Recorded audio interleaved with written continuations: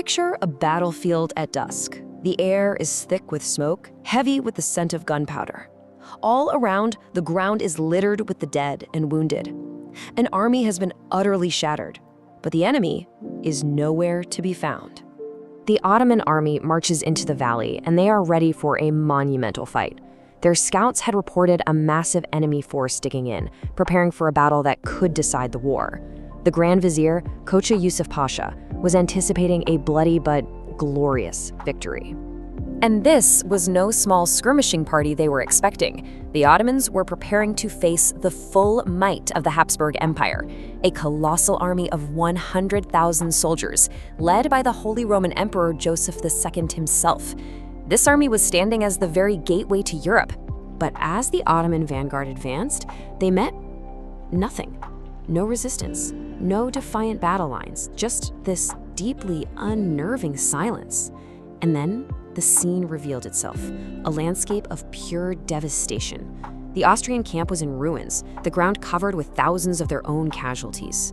Cautiously, the Ottoman soldiers enter the town of Karansebes, and they take it without firing a single shot. The great Habsburg army had, for all intents and purposes, simply vanished, leaving only this ghost of its presence behind.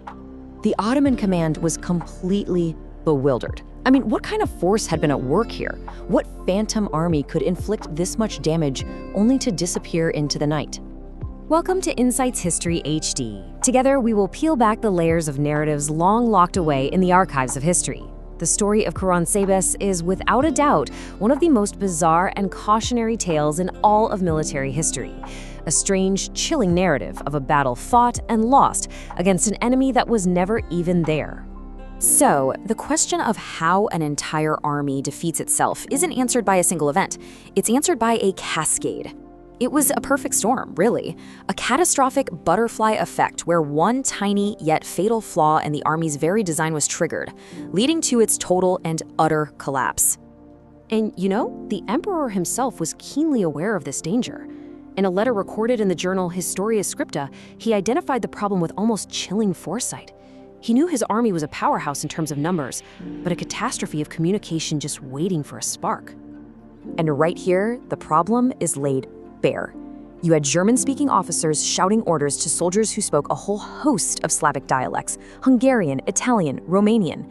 As one modern analysis in the French army that accidentally killed itself confirms, this linguistic fragmentation was a deep, deep structural vulnerability. It was a powder keg just waiting for a match.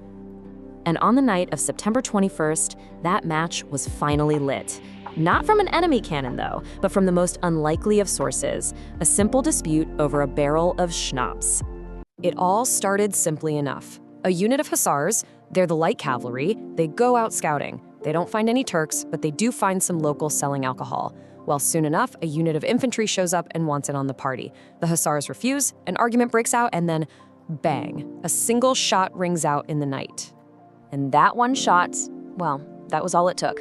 In the darkness and confusion, with soldiers already on edge expecting an attack, that single gunshot set off a terrifying chain reaction.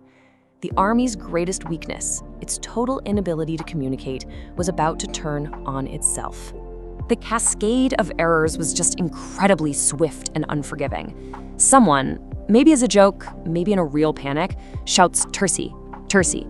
The soldiers start fleeing back toward their own camp. German officers try to stop them, yelling, "Halt, halt," which means stop. But to the Slavic and Romanian soldiers, it sounds terrifyingly like Allah, Allah, the Ottoman battle cry. Seeing his own cavalry charging out of the darkness, General Colloredo does the unthinkable. He opens fire on them. And from there, the entire camp just erupts into pure chaos. For the rest of the night, in the pitch black, regiment fired on regiment. Italians fired on Serbs, Austrians fired on Hungarians. The Habsburg army was engaged in a full-scale battle with the most effective enemy it could find, itself. Of course, a story this bizarre, this completely absurd, invites a lot of skepticism. Did it really happen this way? It's at this point that the historical record gets a little murky, and the legend of Karansebes starts to diverge from documented fact. You see, the biggest problem for historians is the lack of contemporary sources. The most detailed, most dramatic accounts of the battle don't actually show up until the 1830s and 40s. That's a full 4 decades after the event. And this has led a lot of people to believe the story got exaggerated over time. The debate over the number of casualties is really telling. According to analysis in texts like The French Army That Accidentally Killed Itself, contemporary reports from 1788 mention somewhere between 150 and 500 casualties. Okay, fortress records list about 1,200 wounded, but by the 1960s, that number had ballooned in popular histories to a staggering 10,000. So while the precise number of casualties might be lost to history, the strategic result is absolutely undisputed. The Ottoman army fled in complete disarray, and 2 days later, the Ottoman army marched into Karansebes and captured it without firing a single shot. But really, whether it was 500 casualties or 10,000, the event itself serves as this powerful metaphor. Karansebes isn't just some historical oddity. It's a timeless lesson about how easily systems and people can become their own worst enemy. As the Historia Scripta journal so aptly puts it, this was literally true for the Austrians in 1788. They brought 100,000 men to fight the Ottomans, but in the end, the only enemy they truly managed to defeat was themselves. And this really prompts a broader question, because this was no mere fluke of the 18th century. This pattern of self-inflicted disaster, born from miscommunication and internal division, echoes right through time.